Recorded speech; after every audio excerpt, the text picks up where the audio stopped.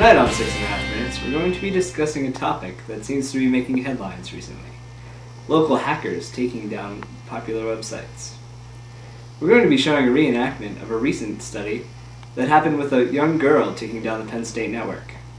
We're also going to be giving you some tips as to how to protect yourself while on the internet. This is Rob Steinbach, bringing you the story.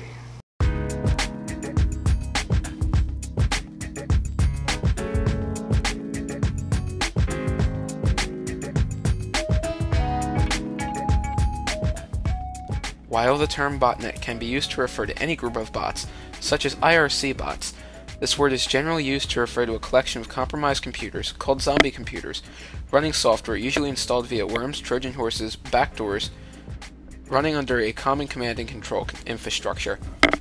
A botnet's originator, aka a bot herder, can control the group remotely, usually through means such as IRC, and usually for nefarious purposes. Individual programs manifest as IRC bots.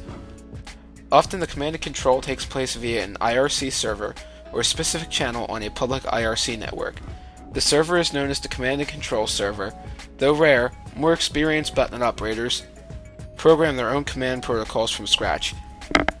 The constituents of these protocols include a server program, client program for operation, and a program that embeds itself on the victim's machine, the bot itself. All three of these usually communicate with each other using a unique encryption scheme for stealth and protection against detection or intrusion into the botnet network.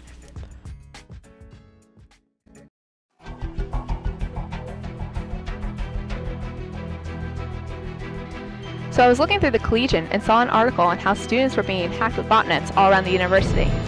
I started thinking to myself, wow, I wonder if anybody can create those, and wanted to know if I could take down the Penn State network myself. I decided to then search online and program a botnet myself. I never realized it could lead to so much trouble.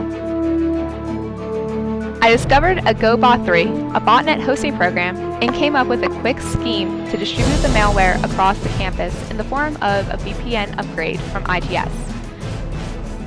After 2 weeks, almost all of the campus was affected, and as far as I knew, no one had caught on yet.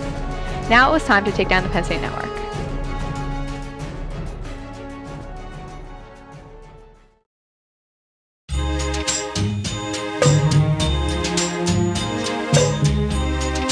Let's check this baby out. See what I got here. Holy smokes. 30 notifications. Bumper sticker request. Other random stuff? Sweet!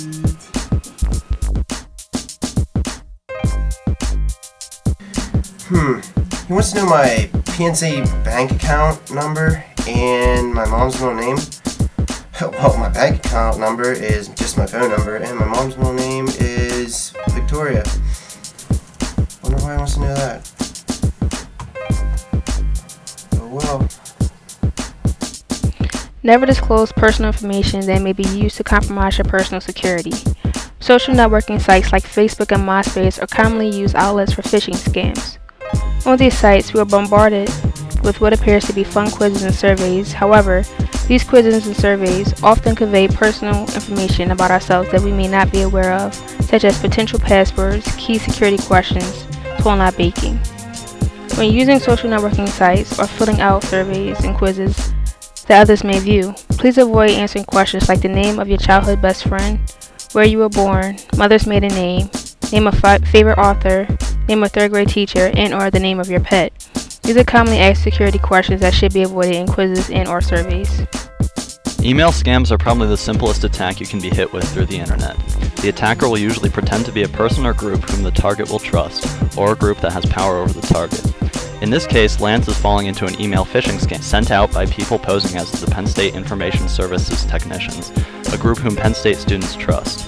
The email has convinced Lance that it was from a reputable source, which allowed the attacker to auto-install a rootkit onto his system.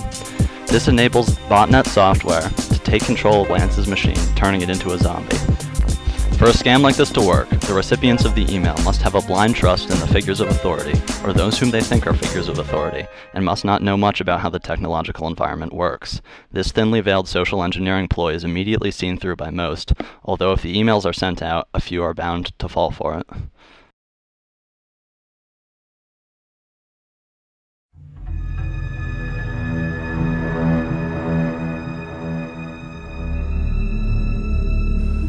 So, Jeff, we found the perpetrator. Newbie hacker, white female, South Philadelphia projects, who's using botnets to take down the Penn State server. Okay.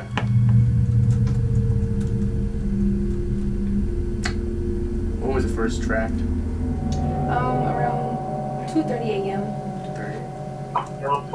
March 29th.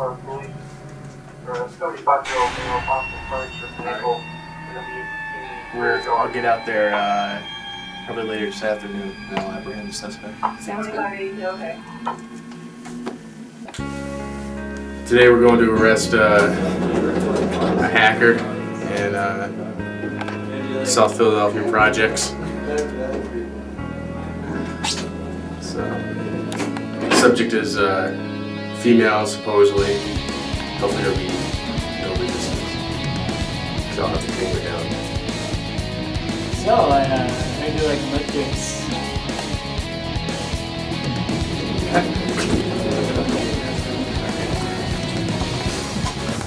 Yeah, so, what do you think of it? Open up, FBI!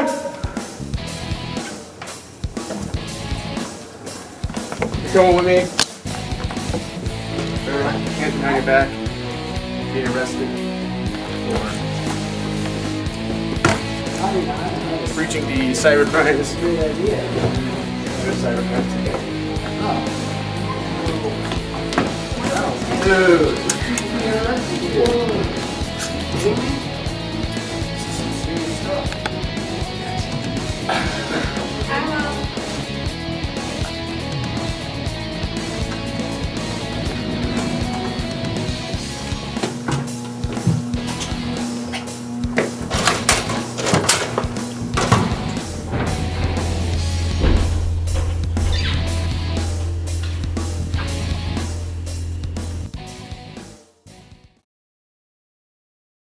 This is Rob Steinbach for 6.5 Minutes, reminding you to be safe while you're online.